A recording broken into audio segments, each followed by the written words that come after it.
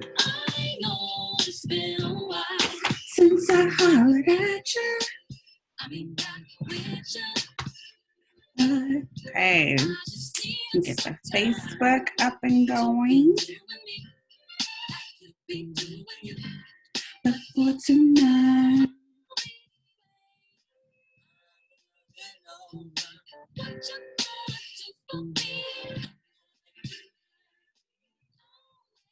Take it slow.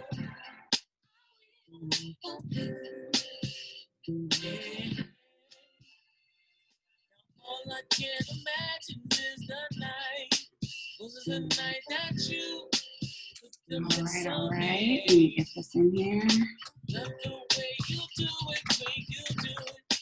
Put it big down, chop it up, girl, and screw it. Okay. The club ain't got it. From 1999, you still can't buy it. But if we go outside, girl, you can try it. Mm-hmm. Girl, love's gonna do is start a riot.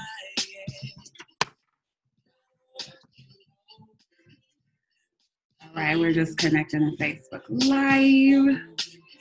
Yup.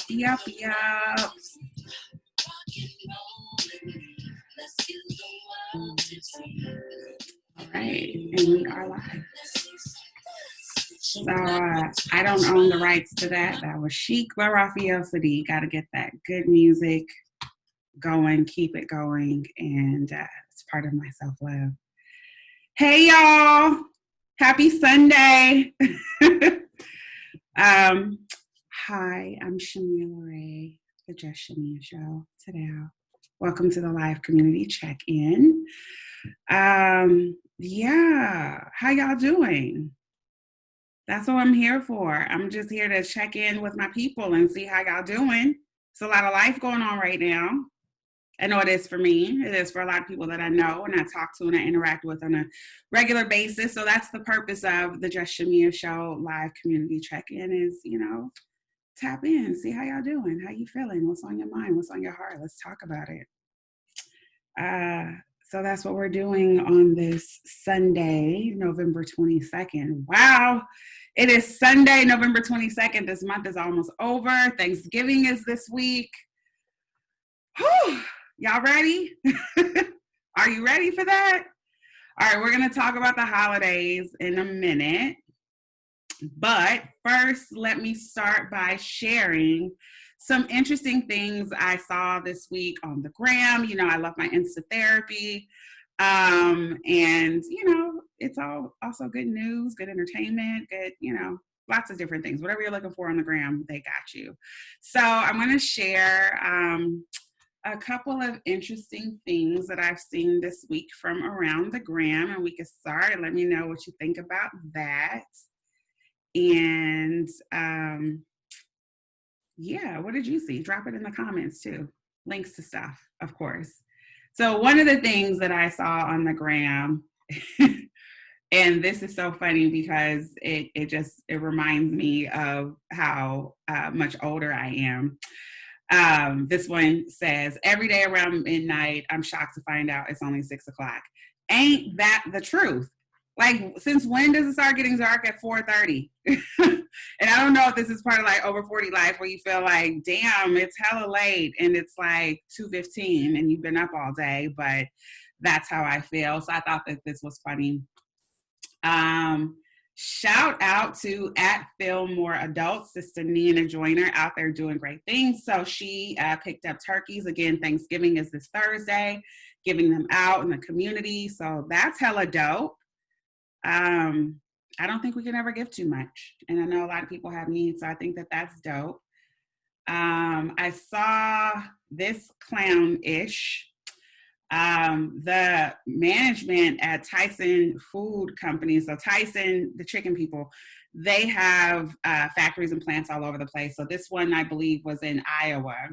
So the management were taking bets on how many people would test positive for COVID. Now that's some sick shit.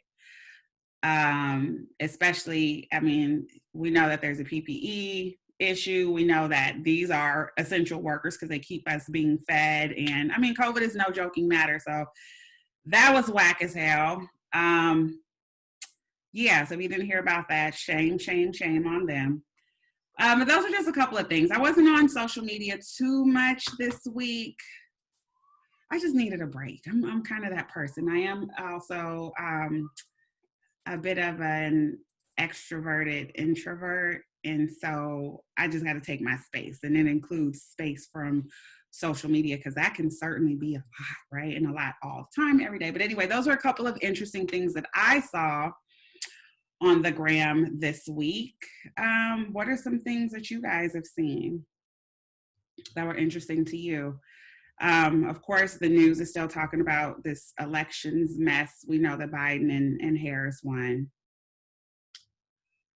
So if you're continuing to pay attention to that, then I mean, I guess it's just entertainment for those who are continuing to listen to any possibility that it could be something else. Yeah, so there's that. And then there's, of course, lots of real life going on. So we're going to get into that. But yeah, it's the holidays this week already. We here. We're at the end of the year. For companies who do like the 2-week holiday shutdown, it means that you have less than 4 weeks to work. Rest of the year, wow, we here. This is feeling different for me. It's feeling different because this is going to be the first Thanksgiving in my entire life that I haven't spent with my whole family. It's very big to do. We all get together and potluck, and there's, 40 plus of us on any given holiday, sometimes more. And so, yeah, this is going to be something else to experience. And then I also, have been hosting the last several years for the major holidays. So that feels a little different. What are you guys doing for the holidays? I hope that people are taking Corona seriously and staying home or not doing big gatherings, not mixing multiple households, not traveling unnecessarily, not just doing unnecessary shit. Like, right, live to celebrate another Thanksgiving, live to celebrate another holiday season, whatever you believe. Just live to see another November 20, whatever it is. If you don't believe in that, just do that and be safe. That's what I hope that people do. I also know that this is the time of year where people go out and do more shopping, paying into, the big consumer time of year, Christmas, if that's what you do, or Black Friday, Monday, Tuesday, Thursday, every day, come get this stuff that you may or may not need at, this discounted rate. So people do that. How are y'all shopping this year? What are you doing for the kids to make it special for them? I know that for me as a parent, sometimes I can feel the urge to overcompensate, as a single mom, and then certainly living in COVID and knowing we're not going to see our family. It's easy to want to overcompensate and do extra stuff and buy extra stuff. But, for us Black people, I just remind you to be cautious with your dollars. We know that there's a lot of people who are out of work. We know that there's a lot of uncertainty what's going to happen with businesses next year. We know that those who are receiving aid or hoping to receive aid have had challenges and delays in that. So it's not to say don't celebrate the holiday or don't do what you're going to do, because certainly your money is yours and not mine. And I'm not trying to be in that like that. But I do want to say be smart. Be smart. Don't just go and be excessive in anything, not with the groceries and the meal that you're cooking for 2 people instead of 50, not with the gifts and the spending, just reel it in a little bit and try to spend less, focus on the experience and being, joyful for those that you have, that you love, that are still healthy in here. But if you do shop, because I know I'm gonna buy my baby something, right? But if you do shop, where are you going to shop? I want to know, how are people going to shop? Are you going to, Amazon everything? Are we Walmart people? What do we do? Regardless of whatever people are doing, I want to put a plug in for shopping Black where possible. Throw some dollars that way and support Black-owned businesses. Here in the Bay Area, there's a lot of great boutiques and bookstores and toy, whatever you need. We have body care, whatever it is that you're looking for, we have that. There's a couple of websites that collate information of where you can shop Black, and We Buy Black is one. Shop SHOPPE Black is another. There's several others. If you want to go even look at the list that Beyonce and them put out, go ahead. But yeah, throw some dollars and support the Black community. Shop Black this holiday season. We have some of everything. So do that, put that in the mix, and shop local as well. Again, this is a year that's unlike any other, where it's been very difficult and challenging for a lot of small businesses, independent businesses. So shop locals, spread it around. I'm not telling you not to order from Amazon. I'm not telling you not to order from Walmart. Again, your pocket, your dollars are your business. But I do strongly want to encourage us to shop Black where possible, shop local where possible, and do that. And I know a lot of these small businesses, they can ship. So you want to shop early because, shipping is delayed right now and prioritized because of COVID. But shop early, they can ship. And then a lot of places, if you shop local, they have a pickup option. So you can order from the website and then go pick it up. Do that. I'm sure you guys know all this because we've been living this life for some months now. But just putting my plug in, doing my part to say, shop Black where you can, shop local where you can. Don't gather. COVID is real. Live to see another November and December. All right? Cool. All right. So lots of stuff to talk about today. We've talked about, some things I've seen on the gram. We've talked about holidays. I'm cooking, a smaller, more abbreviated meal here at the house for two. We will do a family Zoom as well and see what everybody else is cooking.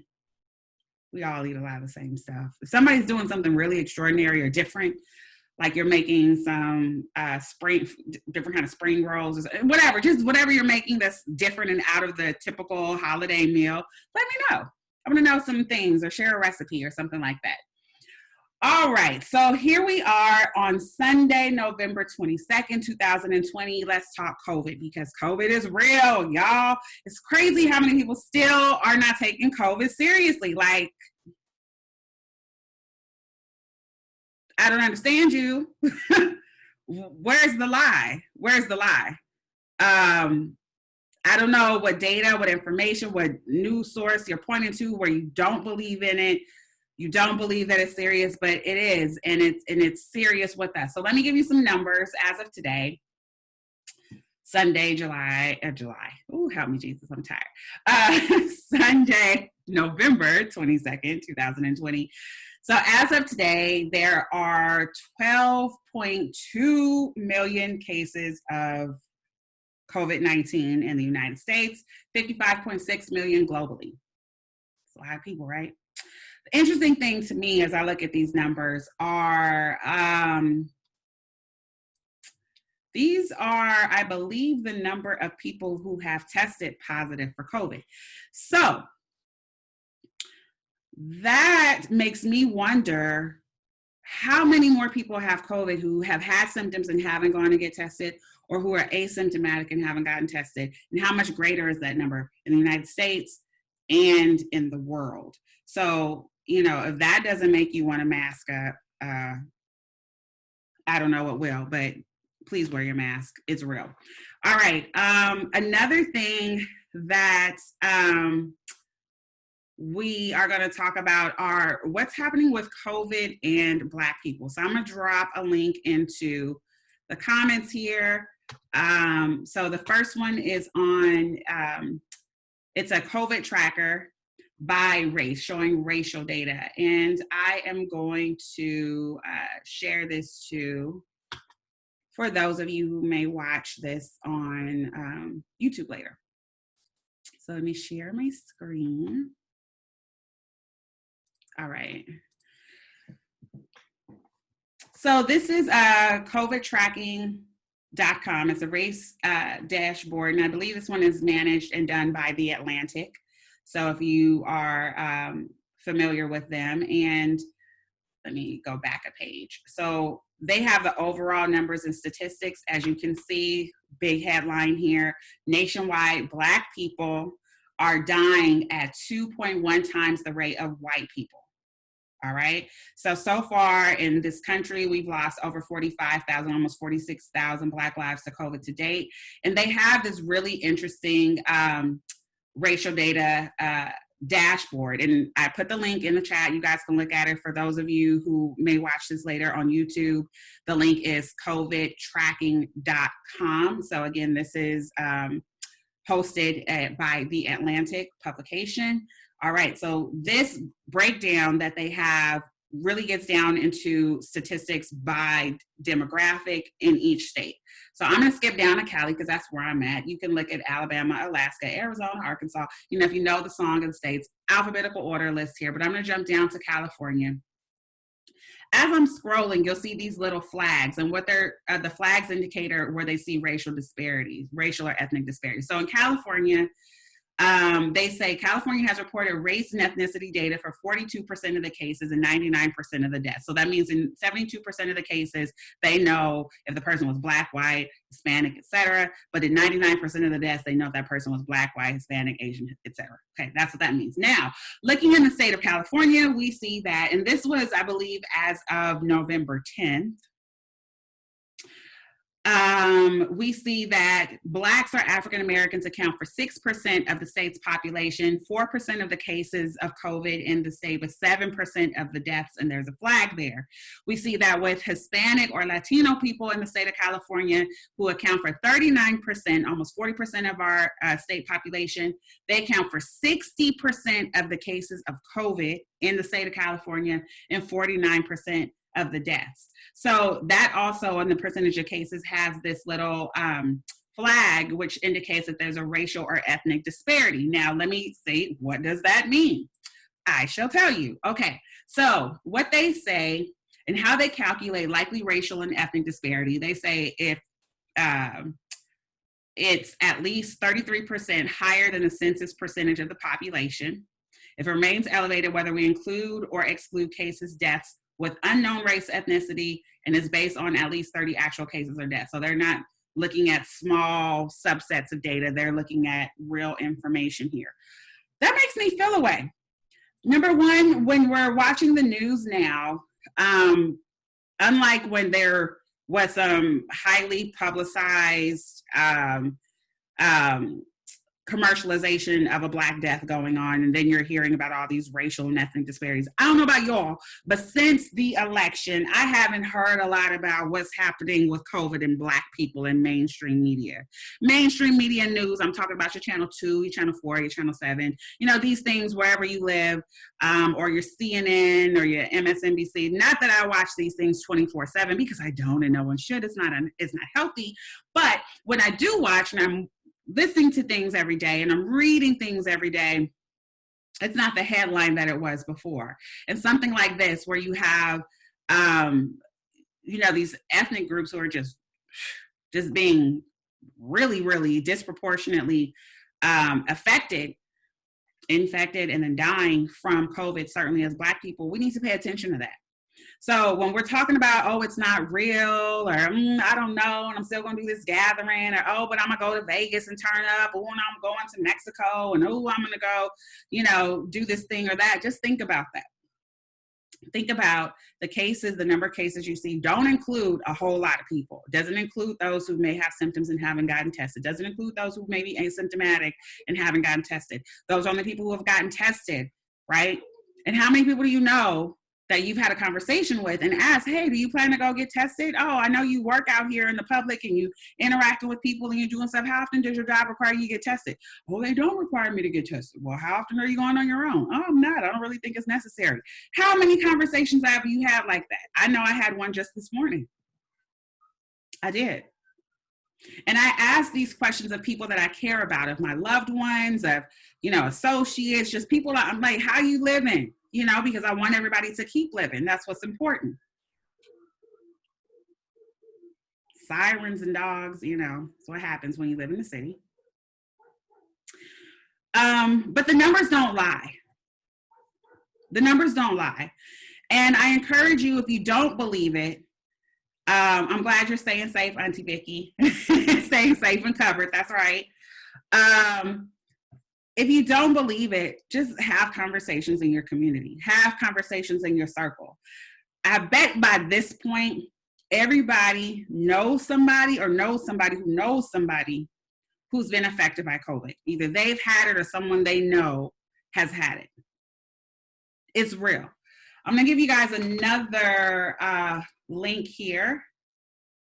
And this is by APM Research Lab. So I'm going to drop it in to Facebook for you guys to see. And then I'm also going to share my screen for those of you who may watch this a little later on YouTube. So let me share my screen. All right. So this is by APM Research Lab, the color of coronavirus, COVID-19 deaths by race and ethnicity in the US. Okay. So this was last updated on November 12th. They tell you when they're going to update the data next. So the next update is on the 10th. All right. So we see that Black and Indigenous Americans experience the highest death tolls from COVID-19. So this is going back from April to November 10th. And you see this top green line, that's Black folks.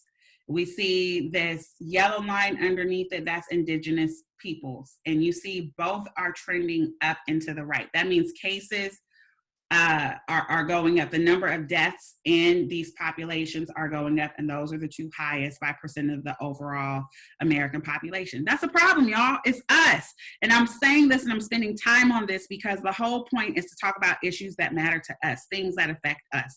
And it's crazy to me. It's crazy to me, November 22nd, 2020, that I'm still having conversations on a daily basis with people in my community who are not taking this shit seriously, yo. So I'm spending time on it. Am I a scientist? No. Am I a medical doctor? No. Do I work in that industry? Absolutely. Do I read? Absolutely. Am I taking this seriously? Absolutely. And do I care about your life? Believe it. That's why I'm spending time talking about it, y'all. I'm giving you the information so you can have it yourself. You can read it. You can talk to people. It's real. I know people who have had COVID and are not the same. They're testing negative now, but they're not the same. They're not 100%. They're not back to how they were. They're having all kind of long-term effects. I know people who have had relatives that have passed away from this, some multiple relatives. It's not a joke. And we need to take it seriously. So we see this. Black and Indigenous Americans experience the highest death tolls from COVID-19. Here's some other key findings as of November 10th in the data, right? In the past 4 weeks, the death rate among Indigenous people has accelerated the fastest. So we saw that in the graph above. We see that these are documented nationwide actual mortality impacts of COVID-19 data aggregated from all US states and the District of Columbia for all race groups. So if you look at this section here, this is what I need y'all to pay attention to. For Black people, it's less than 1 in 1,000, 1 in 875 of us who get COVID are dying from this. You can see the statistics from all of the other ethnicities that they track. But I'm talking to my people, Black folks. Here's the information. I want you to know it for yourself. I want you to know it for yourself so you can take care of yourself, so you can help educate yourself and others, because we need to come out of this. This is a period of time, and everybody's not going to make it out, but we can. And even those who don't pass from COVID, there are people who have COVID, and then when they recover, they're saying that they're not recovering to 100%. Their lung function may not return to what it was. People's vision is being affected, and hearing and skin and all kind of crazy stuff is happening. So I want you to know the information, Even if it's not reported in mainstream media, it's available to you. So you can stay informed of what's happening with your community. And you can make educated, informed decisions about how you're going to live your life, how you're going to move.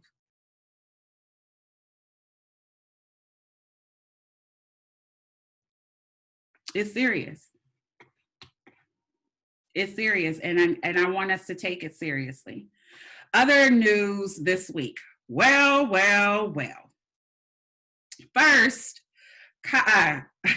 Pfizer released data saying that their vaccine for COVID is 90% effective. A few days later, Moderna released data saying that their vaccine was 94.5% effective. And then I think within a day or so later, Pfizer came back and said, whoa, actually, our data is 95% effective. So, all right. How are y'all feeling about these vaccines? You guys can go look up the press release, Pfizer COVID-19. That's what you can Google and you can find it. Moderna COVID vaccine, you'll find the press releases. No one has the full data set yet. So you can't go to like New England Journal of Medicine and find all of, the full data and all that yet. I know that Pfizer, I believe Friday, filed for emergency use authorization approval from the FDA. Moderna's coming. We know that Pfizer's has to be kept in subarctic temperatures, like 70 degrees below. Like, how y'all feeling? Half I see you, you say, I don't want it. Me either. No. But I want us to talk about this. I want to know why you guys are thinking, yeah, sign me up, I'm ready for this. Or, nah, I'm going to pass on that. I'm going to give you my reasons why. Talking to the fam, I've talked to people who have told me that, if they were healthy or in a position to, they would sign up for the challenge trial. The challenge trial is one where they are infecting healthy people with COVID, although they're saying it's a weakened strain of COVID so that they could test these vaccines on them. So you want to take my healthy self and infect me with some shit for which there is no cure, for which people don't have full recovery necessarily, just to test the vaccine. But people are doing that. And I've talked to Black people, y'all, who said that they would sign up for that trial. But let's talk about this vaccine. So I'm going to share another link here. Yeah, folks shouting out Tuskegee experiments. I know it's real. There's a lot of controversy about testing in different parts of Africa and stuff right now. I have read a lot of articles, but I don't have enough information to take an informed stance on what's really going on. But I'm definitely looking at the experimentation with a very strong and serious and stern side eye. Okay, so let's get into this article from Stat News. I'm going to open this up and I am going to share it for those who may watch this later on YouTube. Let me share my screen. All right, come on down, Hef. And as you get ready to join, hello. Hola, amiga. Hello there. How are you? Pretty good. Here to support. Thank you. I appreciate that. All right, real quick, I want to share my screen in this article, and then we're going to talk about it. So 2 things on this vaccine, and I want to know how you feel this. So this is from Stat News. It says, Moderna's COVID-19 vaccine is strongly effective. Early look at data show. All right, so we know that Pfizer has released their data. Then Moderna came out. Hey, Jenny, I saw you, girl. Trying to sneak in. You can say hi. All right, yeah, I'm watching all the screens, right? So with this, the Moderna vaccine reduced the COVID-19 infection by 94.5%. There were 95 cases of infection among patients in the company's 30,000 patient study. Only 5 of them occurred in patients who developed COVID-19 after receiving the vaccine. So that means that the other 90% of the other 90 people received the placebo. All right. Moderna also released data about the number of patients who had severe COVID-19. There were 11 cases of severe disease. All of them were in the placebo group. Another point of encouragement for Dr. Fauci, because that's the voice that a lot of people believe. All right. So the company said they're going to file for emergency authorization. Moderna said in its press release that there were no significant safety concerns. All right, here we go. Severe events that occurred in greater than 2% of patients included fatigue, muscle pain, which happened in nearly 1 in 10, headaches, aching. These were generally short-lived, so on and so forth. They talk about who has funded this, right? Moderna received a $1.5 billion contract to provide the United States with 100 million doses under Operation Warp Speed. All right, Pfizer's trial, 43,000 people, 90% effective. These figures are both a relief and a surprise. Expectations for the vaccine did not run quite so high, with many experts cautioning that the shots may offer modest protection along the lines of what is seen in flu, and so on and so forth. You guys keep reading this. There's another article that I'd like to show you, because what people aren't talking about as well is that this is a new classification of new type of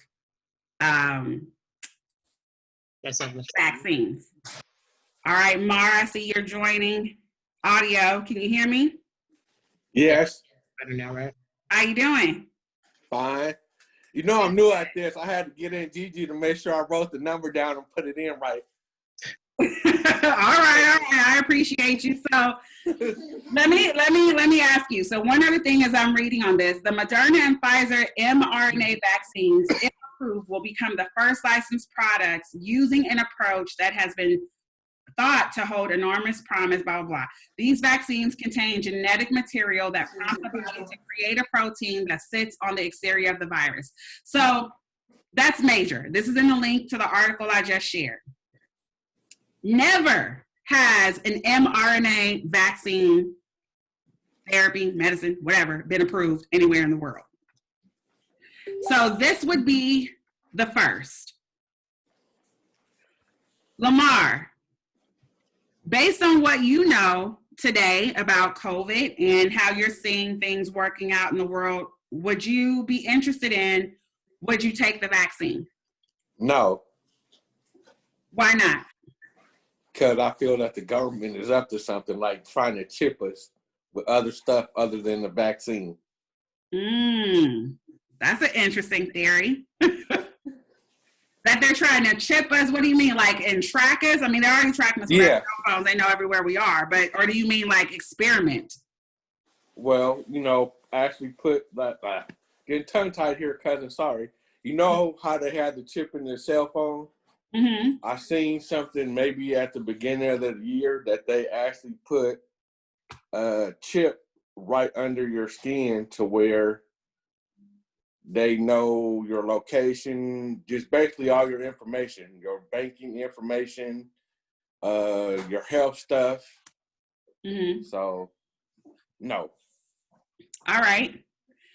And I see Michelle is busy in off-camera conversation. Thank you for that, Mara. Hold on for more information. I'm adding another link, Michelle, and I'm going to talk to you because I want you to give your thoughts on this. Give me 1 second. Yeah, I was busy in off camera conversation because I was asking my partner, who is Caucasian, whether or not she would take the vaccine, and she said, "Hell no!" Like she's of the same mindset that I am. That I attended Tuskegee University, and so one of the things that we learned early on was about the Tuskegee experiment. And whether people want to acknowledge or not, there's a lot of stuff that's tested on the Black community. Yeah. And I don't feel like I need to participate in this go round. There was a French scientist, health guy, I don't remember his specific name, who actually said on live TV, let's test the vaccine in Africa. Yeah, like in April or March, somewhere at the beginning of the year. I remember that. Mm-hmm. And I'm like, it's like we already knew in our beings that this happened, right? But for them to be so comfortable to say it on live television, Yeah. So I'm like, no, I'm good. I'll just continue following protocol and staying inside. Let the first round of folks go. Yeah. You know what I mean? But you ain't testing me and my people. So let me ask you a question. I'm gonna follow up on that, and then I'm gonna come back and share one more article. Mm-hmm. So one of the things you said was not this go round. Right. What does that mean? So if and when or under what circumstances would you be comfortable taking the vaccine? And Lamar, after Michelle, I'm going to ask you the same question. Third time out. Okay. So basically, because typically with the drugs, so number one, we already know that this is on a super fast track to get this drug out, right? Typically, it takes up to 5 years to get a new drug to market. They have not gone through the typical trials that they would on a drug, right? And I get it. I get the urgency of it, right? All I'm saying is that Black folk are not going to be the guinea pig. And so that's why I'm saying maybe the third time out, because that first round, right? You're trying to see, they're doing their control group, right? By testing it out on healthy folks and all that kind of stuff. Trust me, I learned all this shit in college, right? I'm not just a pretty face. I'm smart. Listen. So it's you go through your control group, you see how the drug affects healthy people. And then you start testing it on actual people who have COVID, right? And then you kind of learn all these other, things about the drug.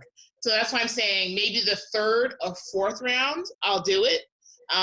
But no, they got to work out the kinks because they have no clue. They cannot definitively say what the side effects are yet for these vaccines. Yeah. So hold that thought, because I'm going to come in and I'm going to ask you a question, Lamar, the same question. But I want to comment on one of the comments in Facebook that chips are put in animals. Yes, chips are put in animals, but RFID chips are also put in human beings. I did a case study on this back in grad school. So this is, over, a decade ago. And in different countries, they were putting RFID chips into people, parolees, essentially, on release as a means of tracking them versus them wearing a big monitor and stuff like that. So that was something that was happening in different countries around the world. It's been happening for, like I said, over a decade. So yes, chips do get put in humans as well as in animals, but it's not as widespread as it could potentially be, or I think as Lamar is saying, I'm mad that y'all got a whole feast going over there and my plate has not been delivered. Did she try to sneak the El Tapatio into the screen? I'm so done with you. Okay, Lamar. So Lamar, let me ask you. For those of y'all watching, Michelle is real trifling right now. So, Lamar, what would it take for you to take the vaccine? Would you ever take the vaccine? And if so, what would need to happen in order for you to consider taking it? No, I will not take it. I would just watch where I'm going and cover myself up and continue to use my Lysol. All right. Because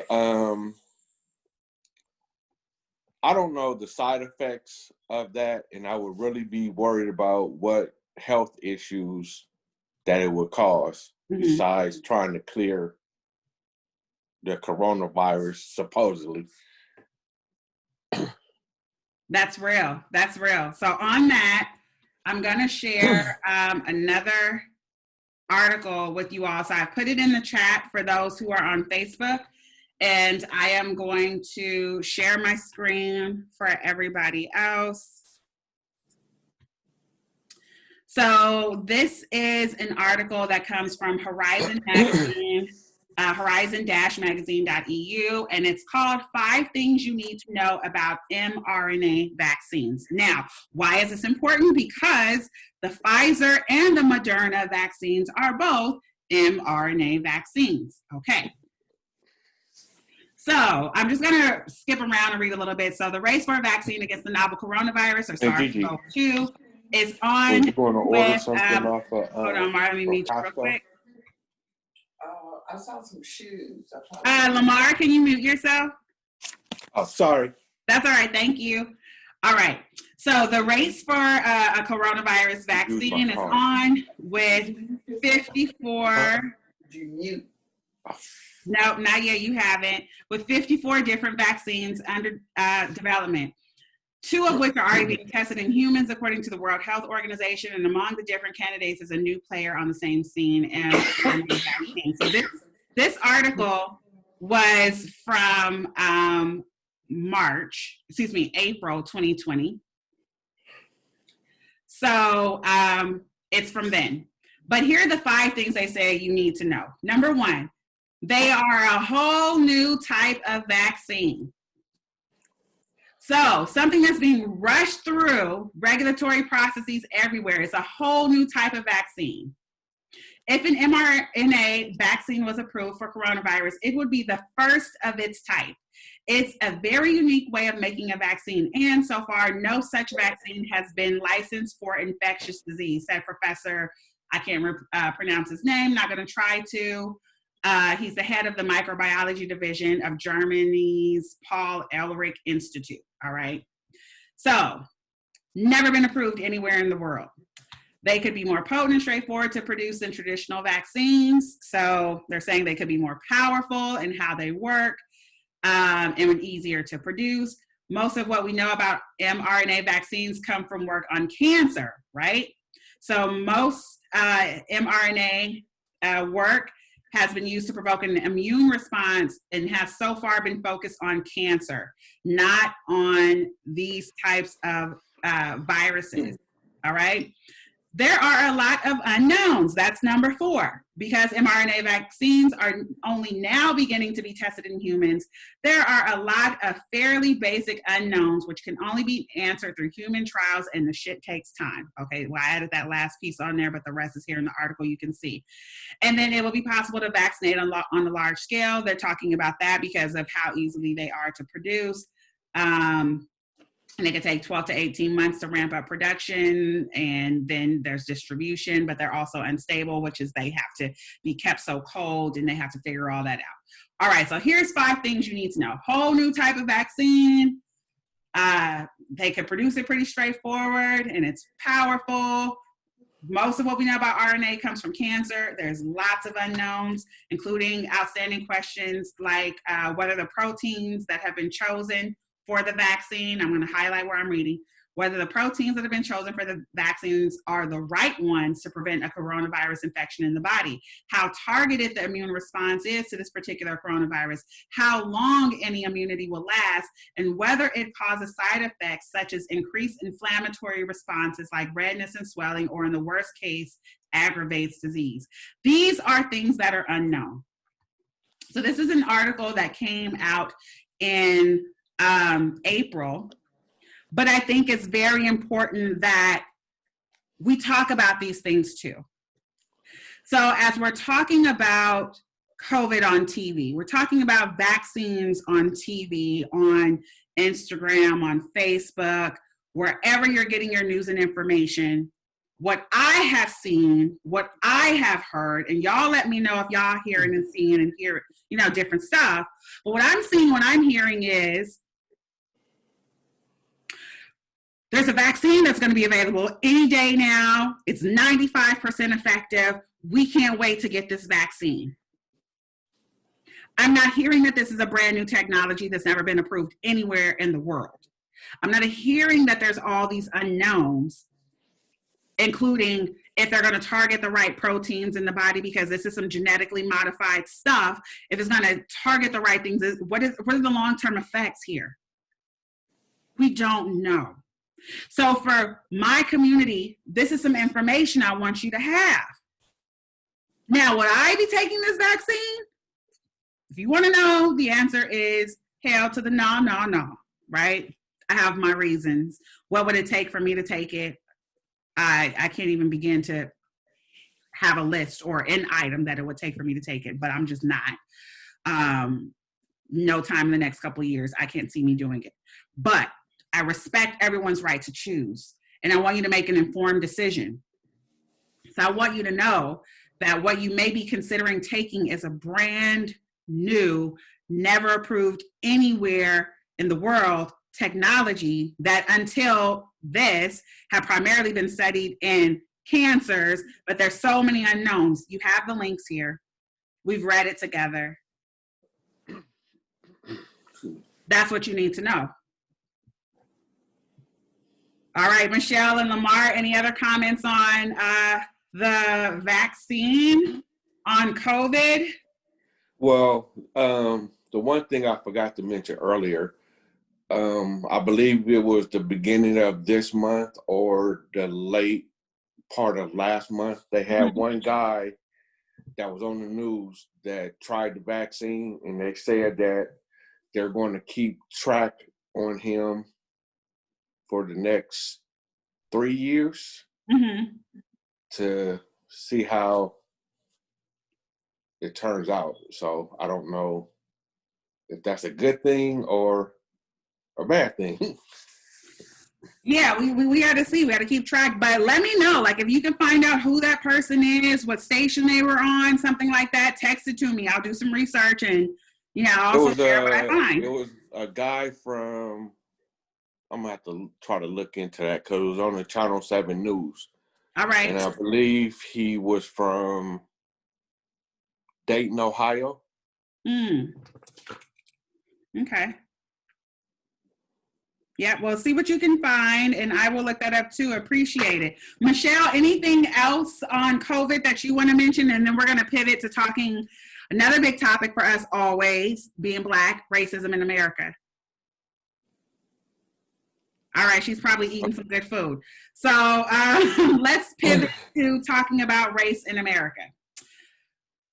So this week, the FBI has released some statistics that say that hate crimes are up in America, the highest levels in over a decade. All right, I'm going to paste the link to it. You can Google it for yourself, FBI, hate crime statistics.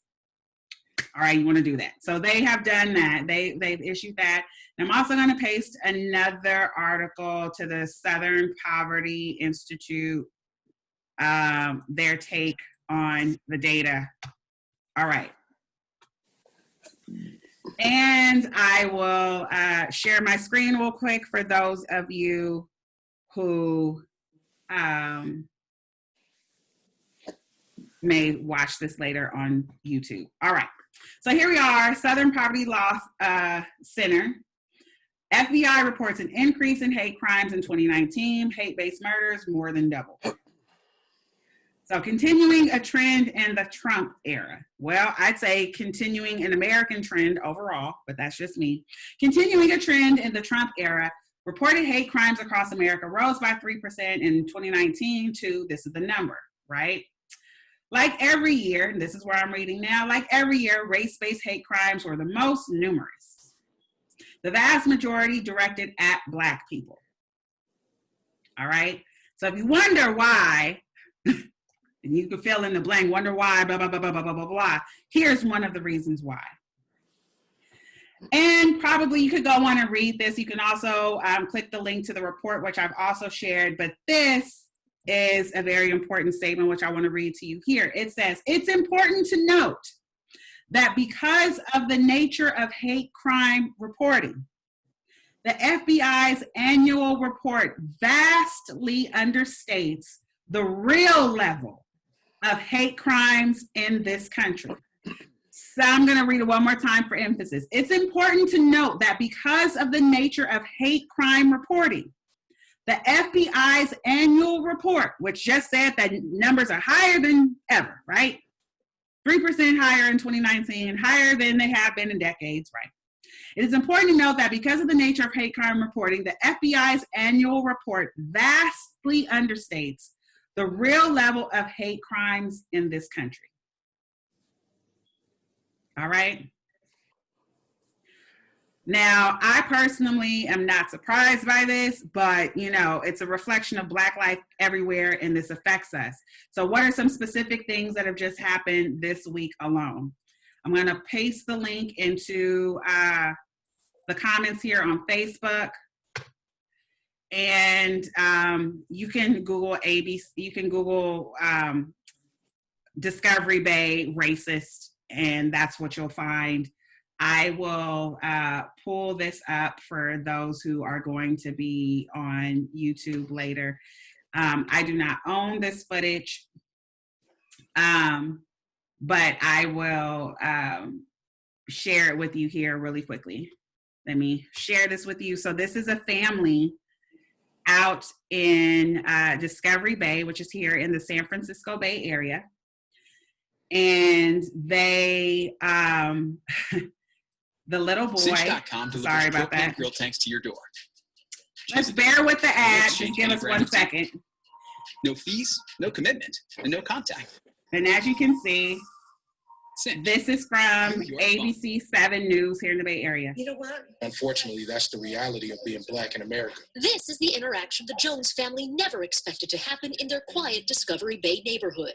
You guys are acting like Black people, and you should act like Black people. Caught on surveillance and cell phone video, neighbor Adana D. You're a Black person in a white neighborhood, and you're acting like one. What if that's like a white person in a white neighborhood? Who is seen holding... All right. It goes on. I could share more, but you've heard all that you need to hear there. So this is a Black family who's lived in this neighborhood for over 10 years. Little Black boy was outside his house playing with his dog outside his house in his neighborhood. Little old white lady from across the street comes over. She mad. He playing with his dog outside his house in his neighborhood. And the woman has the audacity to say to Mr. Jones, the dad, that y'all out here acting like Black people in a white neighborhood. And y'all should be acting like white people in this white neighborhood. This just happened a couple days ago. Discovery Bay is not far from where I am. It's right here in California. This is 2020. This happened this week. Last week, I shared several stories of things that have happened. We have family that live out that way. Lamar, Hef, had y'all heard about this? People on Facebook, had y'all heard about that? Had you seen the video? Had you heard this white lady tell these people in their own house that y'all in a white neighborhood, y'all need to not be acting Black, y'all need to act white in this white neighborhood? That's my first time hearing that one, cousin, but they do things like that. What happened? I don't understand. You don't understand what? Me and Jenny are having side conversations here. I'm about to say, don't make me drive over there, Jenny. Explain it to you. No, the good thing is that your live discussions every Sunday are generating discussions in people's homes, right? So I meant to mute us, but we were like talking. Well, that's excellent. That's excellent. That's what we're here for. We're here to talk about what's important to our community. We're here to have conversations. Sis, I see you. You did hear about this. You know, we got family out there. Auntie, I see you online. Hey, what y'all think? This happening out y'all way, right on y'all doorstep. No, I heard about that. The older white lady, right? That said that to the guy. I think this is like in Discovery Bay, wasn't it? It's someplace local. Yeah. Yeah. You know, I think, you know, unfortunately, okay, so this is the thing. I'll say this with a caveat, right? Trump has emboldened these folks to be more vocal, right?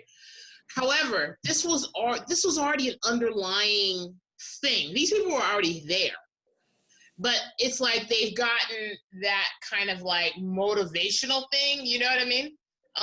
To now be more vocal. And I guess for me, what I need them to know is that I am not my ancestors. So what does that mean? Because Harriet might have shot him. Which ancestor are you referring to?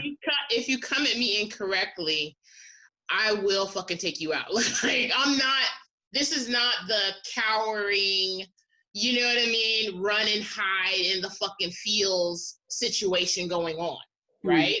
And that is no shade to our ancestors, right?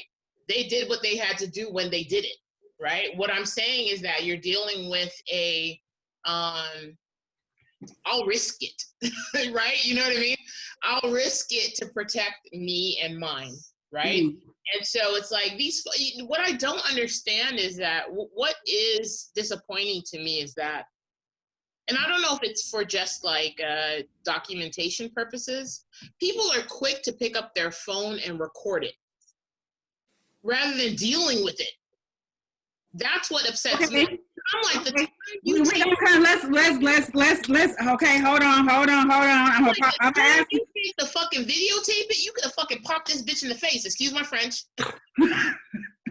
I don't know, popping a bitch in the face was French, but all right. But yeah, I wanna come back and I wanna talk about dealing with it. I wanna talk about dealing with it and what that looks like. I'm gonna share another quick link in the YouTube. For those of you who live out that way, Mr. Motley, I see you on. Miss Gaston, I see you on. Rena, we got folks out there. How y'all feel about this? Yeah, we saw it, but how you feel about that? What you think about it? Let's not forget that, what was it, a week or two ago, right next door, they had someone hung like a dummy, painted black and put in all black outside his house out there. Now this too. So that Can't just hear happened. you. Lamar? Oh, okay. I don't know if you were saying something there, but okay. Another thing that I just posted in the comments, and I want to come back to the whole, what does dealing with it look like? Hi, and Lamar, I don't know if you could go on mute because I can hear all of y'all conversation back there. Okay, I got you. All right. Kyle Rittenhouse. Kyle Rittenhouse is the boy who shot and killed 2 people publicly like this. What you gonna do about it? He did that in Kenosha, Washington, as people were protesting after the shooting of brother Jacob Blake. He and his white militia friends had to, was being supported by the police, or that's what it seemed like on the videos that I saw. He had his super weapon, shot these people, walked right past the police. And he's out now on $2 million bail after murdering 2 people in cold blood on tape out in the streets. Out on bail. Now he was bailed out. 2 of the people that contributed to his bail. One is the CEO of the company MyPillow. You've seen their infomercials, Mike Lindell. And another is the actor Ricky Schroeder from Silver Spoon, NYPD Blue. Y'all know him. They're 2 of the contributors there. And let's see here. I am going to share my screen and I'm going to show y'all their celebration of getting this little young killer. And I can call him that. It's not innocent until proven guilty because we saw what he did. We saw it, and that was cold-blooded murder. And this murderer is out on bail. And so this man who owns MyPillow tweeted this. You see, this is the man who owns the company there, Mr. Lindell. And then this is Ricky Schroeder, who y'all used to like. From Silver Spoon and NYPD Blue, etc. And this is their tweet.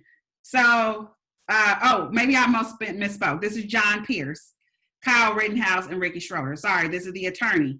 And the tweet, you can see here. And it says, "Thank you all donors, thank you all patriots, thank God Almighty. Free at last. Hashtag fight back. Happy." And they're calling, in another tweet, they're calling this kid, Rittenhouse, this murderer, a hero. Just quote, just off the phone, and I'm reading from here, just off the phone with Kyle Rittenhouse, with tears in my eyes. I listened as he expressed thanks to the people for your prayers, donations, and support. Kyle is a hero. So this is after Jacob Blake, unarmed black man who was shot multiple times in the back in front of his children, and people were protesting that, and this boy went out and killed 2 people in cold blood in the street, murdered them on tape, out on bail, $2 million, with celebrities holding him up, supporting him, talking about free at last, and he's a hero. And we got white women telling black people in their neighborhood that they done lived in, playing with their dogs outside their house, y'all out here acting black in a white neighborhood. You need to be acting white in a white neighborhood. Rena, I hear you saying he gonna get off like Zimmerman. I hear you, I see you, Auntie, saying that I live in Antioch, but lucky to have unracist neighbors. Gerald, I hear you saying Brentwood and Discovery Bay always been racist. I'm not shocked at all because some areas in the Bay Area are known sundown towns. Sundown towns. Y'all know what that means? That means if you ain't white, be gone from there before the sun goes down.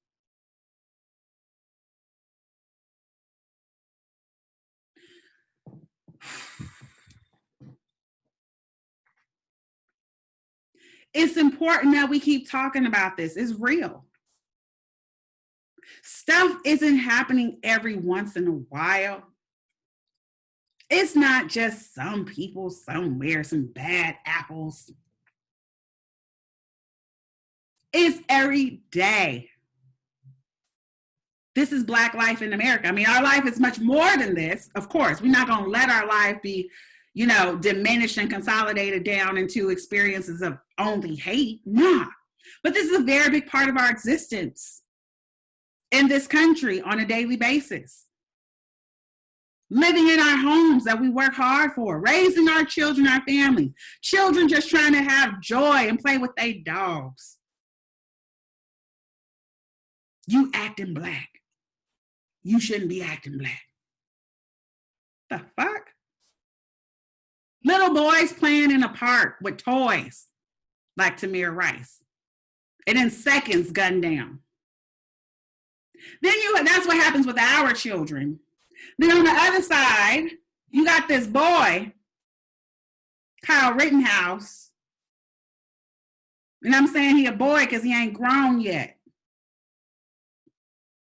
But you got this boy over there that can have grown people buy him assault rifles, post all kind of hateful shit online, take that hateful shit to the streets and murder people in cold blood, then get bailed out. Like I don't know about y'all, but I know some brothers and sisters that have sat down before, or that might still be sitting down. We have a lot of Black people, and I don't like using the term brown because I don't think they call themselves brown people. But anyway, y'all know what I'm talking about. That haven't even had a court date, never even been convicted of a crime, don't have money for no bail, don't have rich white donors bailing them out in mass after they've been caught murdering some people, murdering some people, harassing people, and killing people, shooting them down in the streets, and then being called a hero. Talk about free at last. Which, for many of us Black folks, when we hear free at last, what do y'all think of? For me, I know what I think of. Free at last, thank God Almighty, right? That's what this mother had the nerve to post. And to call this man, this murderer, this boy murderer, a hero.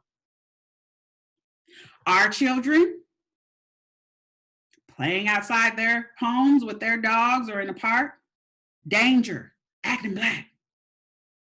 Some of their children, I'm not saying all white children are this, Not what I'm saying at all. But just by contrast, for illustration, a point here. Our children and this white murderer boy out on bail. How do y'all feel about that? I see comments here. I got too much mouth for that. I'm not accepting just anything. Speak my piece. I am Black. Well, maybe the tape that I saw was edited. Maybe he was trying to keep the peace. Mr. Jones was trying to keep the peace. I know they did a march today or yesterday. Michelle, what are your thoughts? Oh man, so many thoughts. It's like, well, I want to, and I apologize, but I don't recall the young man's name, the one that was recently murdered. They were comparing his photo to Emmett Till. Oh yeah, you're talking about Bobby Charles down in Louisiana. Yeah, that one's been at the forefront of my mind because it's just such a young kid to get cut down, and it's just history repeating itself. This whole Kyle Rittenhouse thing, or whatever his name is that you can call him that. Yeah, I don't even give a shit what his name is, to be honest. I don't even care to get his name right, but it's like, I'm really disturbed, and this is the 90s kid in me. Ricky Schroeder, Silver Spoons. Yeah. You know what I mean? It's like to find out the folks who you might have been a fan of, or you know what I mean, what their true nature is. Mm-hmm. That's really disturbing. Mm-hmm. You know what I mean? I don't know. It's really interesting. It's like the other day, Jenny and I were talking. My partner is white. We were talking about, I said, what did Black people do for white people to hate them so much? You know what I mean? Mm-hmm. We had that conversation. I think it's an important conversation to have in any circle, right? If you're not having those kind of discussions, there's an issue, especially with everything that's going on, Mm-hmm. It's just, I don't know. It's hard to wrap the mind around folks just hating us so much. You know what I'm saying? Like just because you're you. Yeah, there's no rhyme or reason for it. Yeah. You know what I mean? And it's interesting. Sometimes I watch these shows where it's like these guys are out there interviewing, Trump supporters and all that kind of stuff, right? And they're asking them just very basic questions, right? They don't have an answer. Mm-hmm. It's almost like blindly following. They don't even have justification for why it is they feel the way they feel. They just know, this is, it's almost like that dangerous crowd mentality.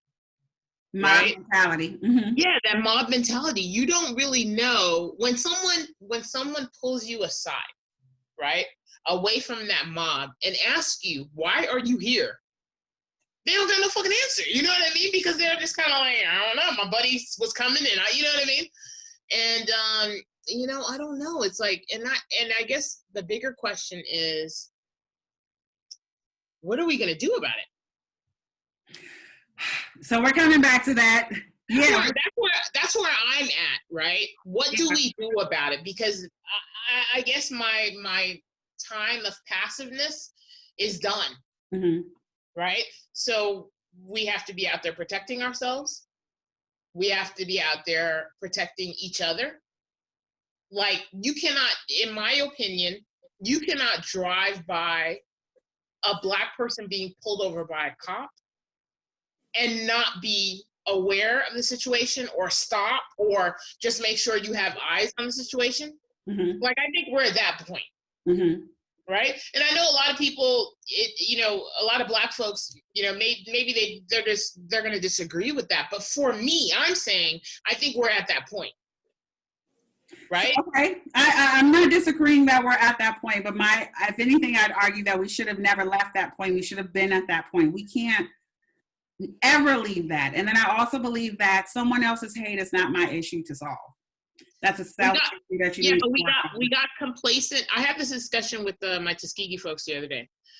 The question that I posed to them was, where did Black folk go wrong? Was it assimilation? Was it integration? Because my thing is that where did we lose sight of this is our community, it needs to be protected at all costs? So a part of it is not so much where Black folks went wrong. There are some things that we've done wrong, some things we need to get together, absolutely. But you can't have that conversation without first acknowledging that a lot of our condition was by design and is by design.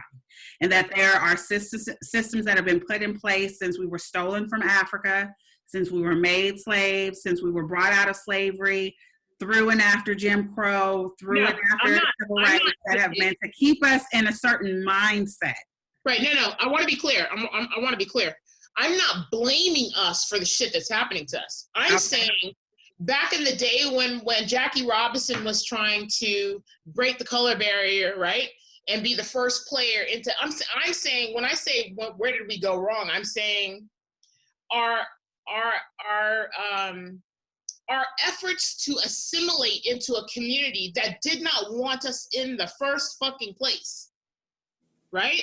Mm-hmm. That's what I'm saying. Like, should that not have been something that we pursued? Okay, so let me ask you this question now, and Lamar, I want to hear from you. If you still there, Bert? Yeah, I'm still here. All right. So, well, first, how do you feel about this with Kyle Rittenhouse, who murdered 2 people on camera, is out on bail, supported by Ricky Schroeder, CEOs of companies, all these other folk, after killing people, about the folks in the white lady in Discovery Bay, telling Black people in their house that they acting Black and need to act white. And what do you feel about Michelle's comments and that Black people went wrong somewhere in trying to integrate with white folks? What are your thoughts? I feel that it just shows, that's going to come out wrong.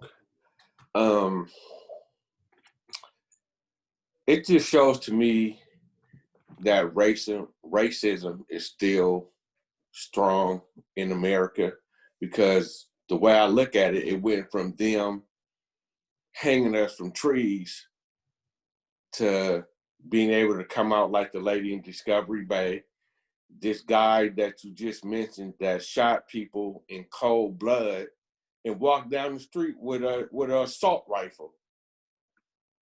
And I feel that if the shoe was on the other foot, it wouldn't have been no way on earth that we would have been able to walk from a crime scene down a public street with an assault rifle and not get killed ourselves. Mm-hmm. And I don't know, it's just crazy to me, the whole situation on how it is. I hear you. And I think it's important that we keep talking about this, because I think part of the issue for us is that for a lot of different reasons, I'll just say, for a lot of different reasons, we fall into comfort and complacency with our position as Black people and our position as Black people in this country and in this world. Racism has always been here. It ain't never left. It was never hidden. It was never suppressed. Because look at how we're living and look at all the things that we've been going through forever.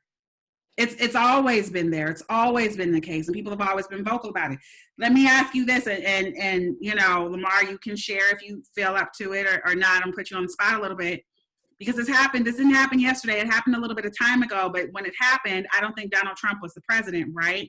And you shared a story with me. You know, I've been a truck driver for some years, and you've driven through some of them their parts. And you shared a story with me about, you know, doing a run for a major company, a major corporation, dropping off your load and being over on the side of the road and getting harassed. You want to share a little bit about that story? Was Trump president then? No. This is 2014. Mm-hmm. And you were in what state? Mississippi. All right. And it was shocking because, you know, I'm not expecting to see a sign that says if you're the other color, do not get caught here after dark. So I'm like, no, I didn't just see that. So happened about 5-10 minutes later, I see another sign. Happen to be able to pull this tractor trailer over. I'm standing there focusing my phone to take a picture. I had another driver pull up behind me and was like, look, man, they mean every word on that sign. So if you need to come back through here, make sure it's not dark because they mean that. I happen to drop my load off, come right back towards in the area where I took the picture. Dog blew a tire. I'm checking my truck out. I'm in between the truck and the trailer, the front of the trailer. The officer is boy this, boy that. Everything, every time he addressed me, it was always boy. It was never by my name. Yeah. And up to that point, I had never experienced something like that. So I'm in the middle of nowhere, and I had to bite my tongue because I felt that if I would have said something he didn't like, it would have went wrong, or I would have been hanging from a tree or severely hurt.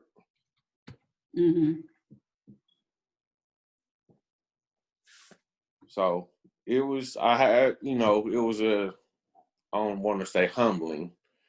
It was a really messed up experience, I want to say, to, realize that, here it is like 2014 and the racism is still alive and well. Yeah.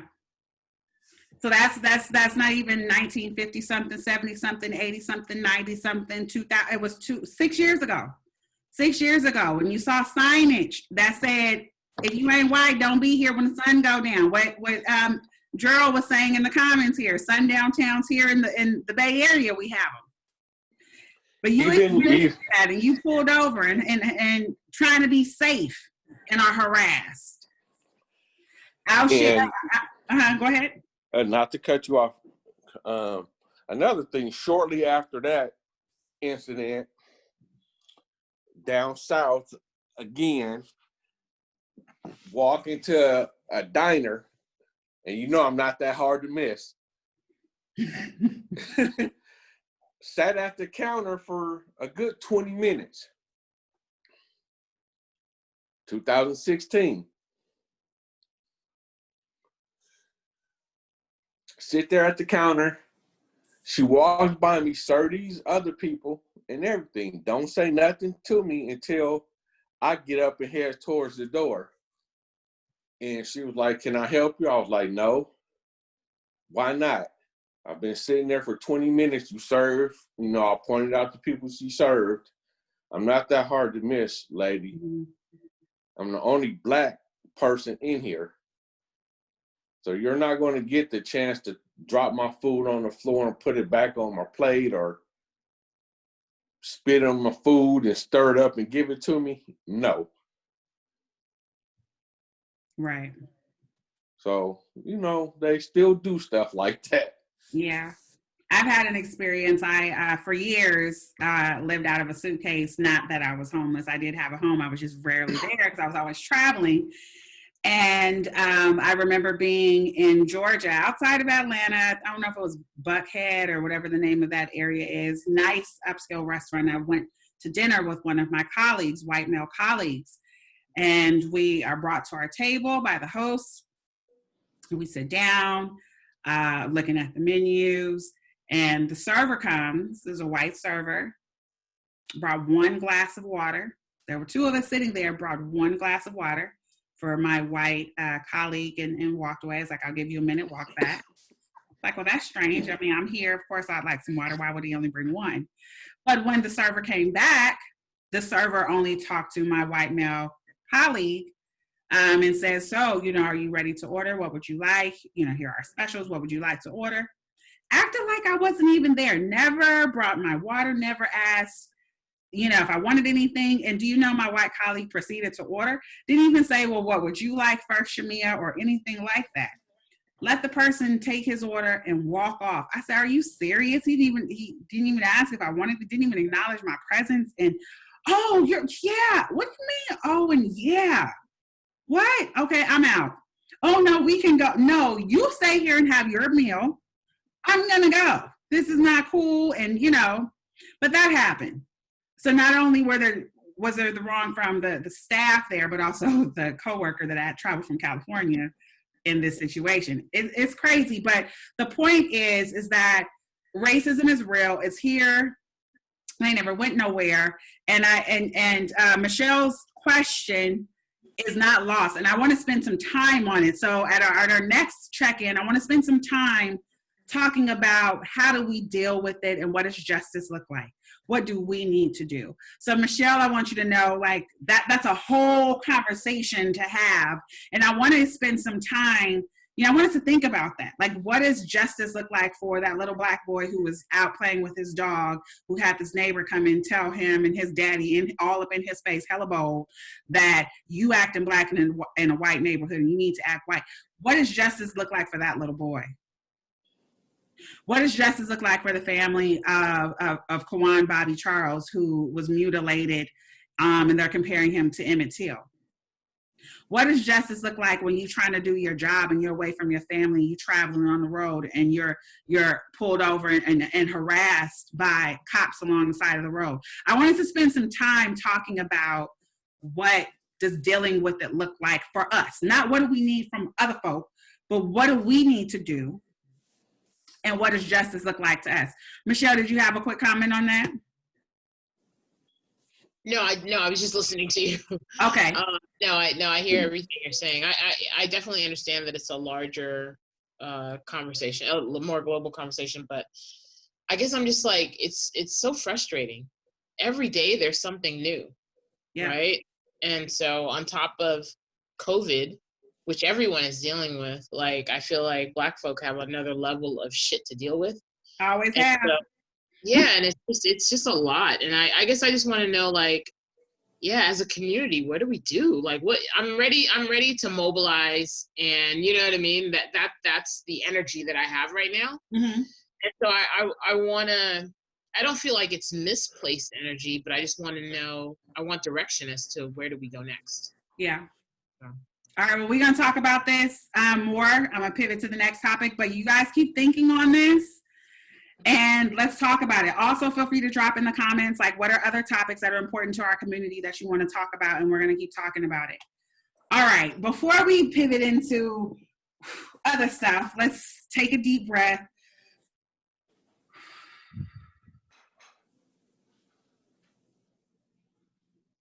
And let's talk about how we're caring for ourselves, right? It's COVID, it's racism, it's hard knock life being Black, but it's also so beautiful being Black. And it's the holidays, and holidays look different, all these different things. What are you doing to love on yourselves this week? What has self-love and self-care been looking like for y'all this week? I'll give you some examples. For me this week, I have been, number one, reclaiming my time. I've been saying no to things that just, I don't feel like it. I mean, I don't even have to have a reason other than I don't feel like it. So no. Or it's not the best use of my time, or I don't feel like I'll give it my best, whatever. I've been reclaiming my time and saying no. So that is one of the ways that I have been practicing self-love and self-care this week. Another is looking at the sky. Because so often, especially, in this world where a lot of us are working remotely, or when you're going out and about, you're so busy looking at who has a mask and how close you are to other people, and is it 6 feet, or all of this other stuff, that sometimes it's really easy for us to forget to look up. And looking up, there's just something rejuvenating about that to me, and looking up and seeing whatever colors I may see in the sky, whatever clouds I may see in the sky, if I may see some birds or a plane or this or that, it's just refreshing to feel light on my face, or to see stars, or to see the moon, and just to be present looking up. So that's something else I've done for self-care this week. And then, of course, music is also always a part of my therapy. And so this week, I have been loving this song called Lovesick by Jerome Thomas featuring Jerome Vandal. Hello, that is a slapper. And I love that. I've been listening to it on repeat. That is still a thing, and I do that, and I love it, and it just brings me joy. I love that song, and I love love, and I'm a mush face. And so that song has been giving me lots of good energy. Lamar, what is something you've done for self-care this week? I've been listening to music the last couple of days. Mm-hmm. Yesterday, I went fishing for a little bit and just looked out at the water and watched the boats go by. So that was a little relaxing. Nice. Trying to catch us a shark. And they are out there too, so be careful. Like, don't lose your pole this time. Huh? Yeah. Yeah. Michelle, what's something that you've done for your self-care this week? I'm offended that Lamar, my cousin, has not invited me to fishing, but I digress. My bad. I have been just reconnecting with family and checking more in with my nieces and nephews. Mm-hmm. Checking more in with my partner. So that's been helpful. I do admit I have kind of like an electronics gadget addiction going on right now. Mm-hmm. And I'm acknowledging that, but it's like, that brings me joy. Yeah. And so it just kind of keeps my mind focused on something else. And just kind of like being still sometimes. Mm-hmm. Watching a movie, laying on the couch and not feeling guilty about it. Right?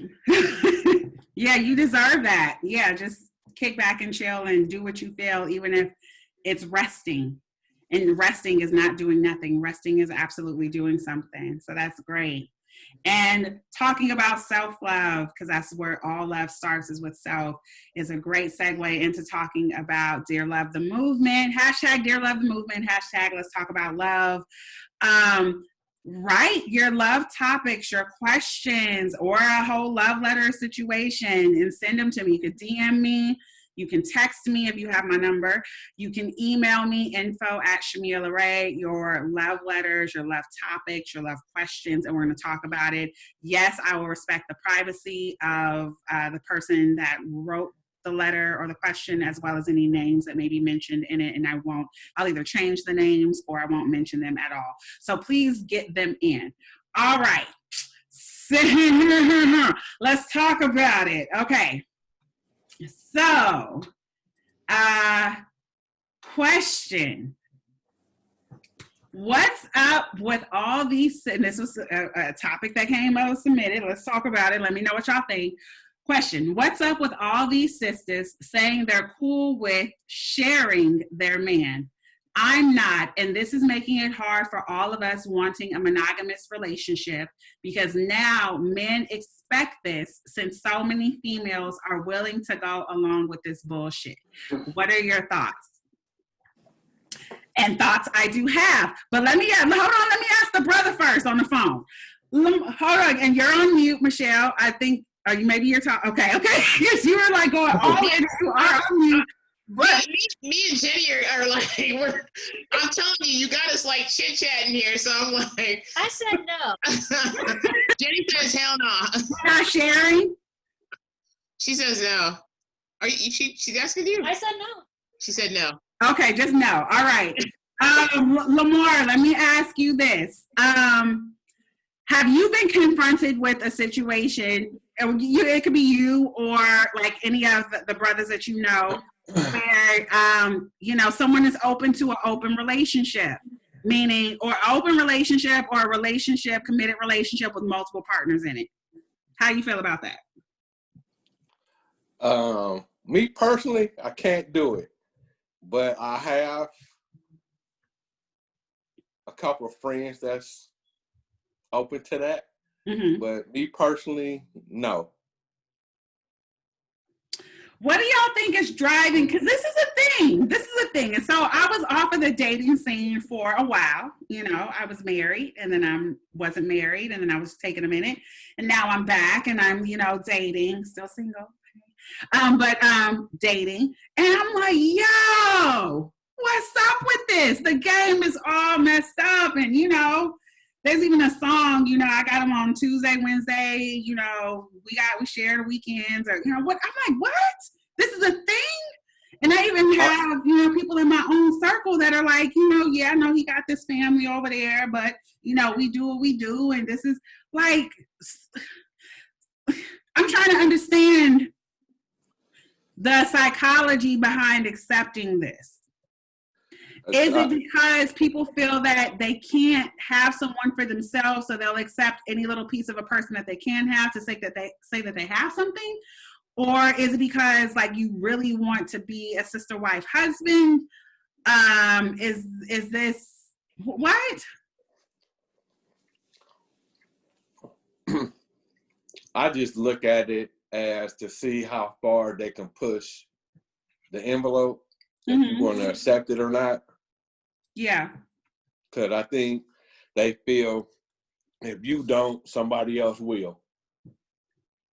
So we're settling out of fear. That's what that sounds like. You're settling out of fear for something that you don't necessarily want for yourself. Because I have a hard time believing that anyone doesn't want someone all for themselves.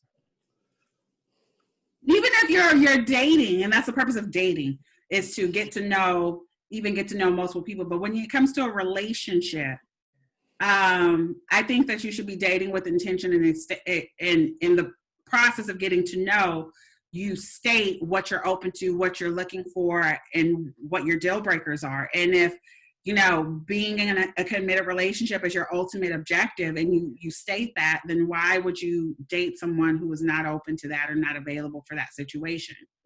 I feel that there's people are no longer looking for the relationship like our grandparents had. You know, you date, you meet somebody, and you marry until one of you passes away. I think it's more all about me, instead of trying to find somebody to build a life with and keep it. Excuse me. Yeah. I hear you. And Michelle, you know, feel free to chime in too. But I think, here's what I think. I think that while the majority of people, or a lot of people, I won't even say majority because I don't have statistics to back that up, but while a lot of people may be living this life of playing the field or being endlessly single or getting into relationships with multiple people or being open to your partner or partners having multiple other partners, I don't think that at the core anybody really wants that. I do believe that people really want a person, but we are just seeing so much of this, and I do believe it's some sort of organized strategy, because this shit is not normal. It's not inherent to how we're living and what we want. So I have some advice, but I'm going to give Michelle and Jenny in their side conversation an opportunity to chime in. What you got? I was saying, so I'm not in this, you know, I'm not in the straight community, right? But the thing is I have a lot of straight friends, right? And so I was having this discussion with one of my buddies the other day, because we were saying, you know, right now it's a numbers game, right? And so I believe the numbers, I haven't been in the straight community in a long time, but I still believe that Black women outnumber Black men. And I think it's like, I want to say like 4-1. I could be incorrect about that. I got to double check. But anyway, and then when you look at, so let's say we're looking at those numbers, right? So already Black women outnumber Black men. I'm just looking at the Black community, not people who date outside their race. Then of that number, you're looking at viable men, right? So when I say viable men, I'm saying they're straight, right? And they're not already, you know, married or whatever, right? And so then the numbers start to dwindle down, right? So I can understand, I'm not saying I agree with it, But I can understand someone saying, hey, this is a good partner, right? And, maybe polyamory or whatever they want to label it, is a viable thing, right? If they're okay with it. If they're okay with it, they're all consenting adults. I think that there's nothing wrong with it. Mm-hmm. And I think given the situation, I think there are alternative ways of having a family, right? And so family looks different than it did from our parents' days, right?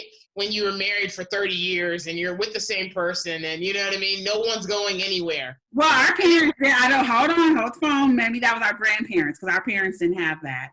Well, that's true. That's true too. Our parents' generation was, they didn't have that. That's true too. But I think a lot of what happened with our parents. I mean, like, I can only speak for myself. So take my parents, right? Even though my parents were separated, they remained married. You know what I mean? My dad never remarried. You know what I mean? Which I just thought was odd. You know what I mean? But there was still that mentality of, I got married to this one person, I'm staying married to this one person, right? And so all I'm saying is that I think nowadays, folks are looking at alternative ways of having a family. Mm-hmm. And so, kind of saying, and I don't know if that's lessening values or anything like that. I don't think that's the case. I think just people are just saying, I'm working with what I got. You know what I mean? Let me ask you this question, Michelle. So there's this notion of sharing a partner and being open to, sharing your partner. Is this not a phenomenon in the gay community? We just talked about this. So, because Jenny was saying, I've dated probably a lot more people than she has. Okay. And so in addition to that, I've dated multiple people at a specific time, right? At one time. But that's dating. Why is that wrong? No, that's not wrong. I'm saying, okay. This is the thing. I think that, again, it goes back to consenting adults. If the people are okay with it, right? I don't see anything wrong with it. Mm-hmm. You can have a primary partner, right? Let's say Jenny's my primary partner, mm-hmm. right? And and Jenny is like, you know what? I don't like going out to bars. You know what I mean? And I'm okay with you finding that companion to do that kind of thing with, right? Then yeah, I think it's okay. It's like. But are those two different things? Because one, we're talking about dating, meaning I'm getting to know, going out on dates, different people. But when I'm talking about relationships. I'm talking about relationships. Yeah, so that's a relationship. So yeah. Okay. Yeah. Now, don't get me wrong. Jenny's not going for this, but I'm saying Jenny is clearly. I just want to be clear on that. She's not going for that. I was gonna say, unmute me. No. Well, what I'm saying is, I do have friends who are in polyamory situations, and they have a primary person, and then they have multiple other people. And they have an understanding about, time spent and, all that kind of stuff. So I think you work with what you got, you know what I mean? Mm. So. All right. So my closing thought on this topic. You're asking a lot of questions. Are you going for it? Well, I know you're not seriously asking me this question because you've met me. You know me. And you know how I live, just generally, I can't even share space. Nevertheless, a whole man, no, I'm not sharing. No. I do believe that, though, while I am dating, I do not commit, I'm dating. And I'm very clear when I'm dating people, I'm getting to know, and this is this, and I'm getting to know other people. That doesn't mean that I'm kissing on multiple people or I'm having sex with multiple people. I may or I may not be. We'll have that conversation as it becomes appropriate, but I'm getting to know multiple people. But at the same time, I'm letting these people know on the first date, this is my intention of what I'm looking for and where are you at? And then we have these conversations and we check in.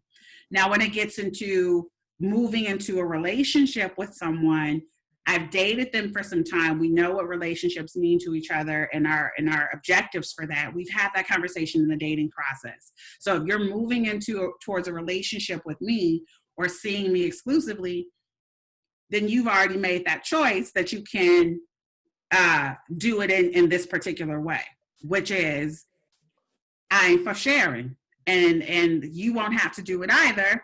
It's that, because that's another thing that I'm hearing, and they didn't say it in this question, but that is also something that I'm hearing and seeing a lot, is that a lot of women in these situations, these heterosexual sexual situations particularly, are conceding to be committed to one person who's not committed or in a monogamous relationship with you, whether it's sexual or otherwise. So I'm like, you're the fool.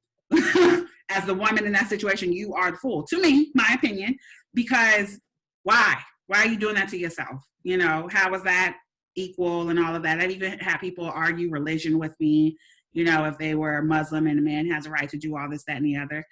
Okay, if that's your religious belief, but when a woman agrees to be your wife, then you guys have to have an understanding about what that means and what that looks like.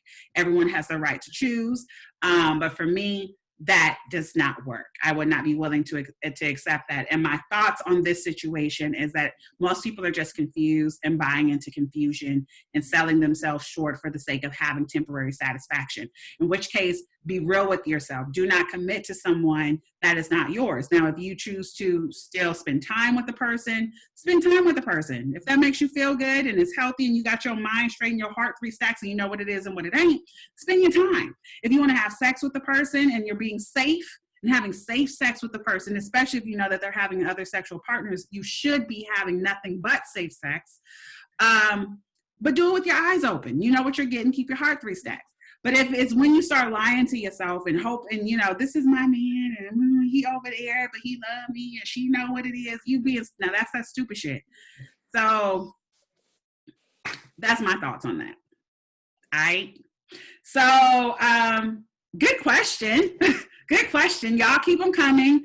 Hashtag Dear Love the Movement. Hashtag Let's Talk About Love. DM me at Just Chamia on Instagram, here on Facebook, or at Chamia LaRae here on Facebook. You can email me your love question, your love topic, your love letter, your whole whatever. Info at ChamiaLaRae.com, and we will keep talking about love. All right, so lastly, I want to give some shout outs for good-ish. So let's give some shout outs for good-ish. I have a few. Lamar, Michelle, if you guys have some people you want to shout out for doing good stuff this week or spreading good energy, anybody? No. All right. Not right offhand. I don't. All right, all good. Well, I will first start by saying thank you to both of you for joining me and joining the conversation. Shout out to everybody who joined the Facebook Live, everybody who's going to watch this on YouTube. Thank you. I appreciate y'all. Let's keep the conversations going. I also want to shout out my sis, Willette Battle at Will Be Healthy, for doing the drive-by with the paper goods unexpectedly, because I have been in the grocery store and I've been in Target, I'll go like once every 2-3 months, and the shelves were bare. And I do mean bare. No tissue, no paper towels. But the day before I went, she had just texted me and was like, you at the house? I know you on the phone. Da, da, da, da, da. I'm here. And I'll go to open the door, and she had a case of paper towels and a case of tissue. She had went to Costco and was just like, I got you, sis. So I appreciate that, because then she told me she went back like 2 days later and it wasn't none. So yay, we winning over here. So thank you at Will Be Healthy for the paper goods. I want to shout out, yep. Oh, I do want to shout out. I want to shout out the kids that are just sustaining through COVID with the online learning. I know for some folks it's a struggle. And so I just want to shout out kids in general, like just for hanging in there, doing what they got to do, and making it happen. That's what's up. Yeah, shout out for the kids. It's not easy. I know that parents can be a hot mess during all this and a whole lot, and even uncomfortable sometimes. So yeah, shout out for the kids for, doing your best in a very difficult situation. I also want to shout out my sister Kat. You know who you are, for one, just spreading love and light, because that's the energy that she's about, but then also for reminding me to stay on task and on being vigilant with my self-defense training, for providing resources like, you know, how you crack a window for somebody and they kick the whole wall down. This is what she's doing on this, and I'm so proud of you for, you know, just taking this self-knowledge and self-defense seriously, and then helping to make sure that I'm staying on track with that too. So thank you, because you reminded me of something I needed to follow up on, and I did that, and I'm so happy. All right. And then lastly, there's a brother who I appreciate very much. Things happen around the house. You own a house or you have an apartment, whatever, stuff happens around the house. And I'm very reluctant to let just people I don't know in my space. I've always been this way. And sometimes I can even be challenged following a YouTube tutorial. This is just me. I can, you know, I need to talk to the person. I need them to talk back to me and all of that. So one of the brothers, I had a repair I needed to do, a plumbing repair I needed to do. And he got on Google Duo with me, which I hadn't used before, but got on Google Duo with me and walked me through the process. And it was great. And now everything's fixed and flowing as it should. So I appreciate you helping a sister out during COVID, and dealing with my questions and me asking, well, is this the tool that you're talking about? All of that. But it works. So thank you for your patience and your help and your support. We appreciate you over here. So that is the show for today. I am going to check in with y'all, keep checking in and talking about the topics that matter most to our community. I'm going to take next Sunday off just to woo-saw after my holiday at home with my baby. But we will be back at the top of December on Sunday. That's, I believe, Sunday, December 6th from 2 to 3:30 here on Facebook Live. Hashtag tell everybody. And let's keep the conversation going. I love y'all. Much appreciated. Be well.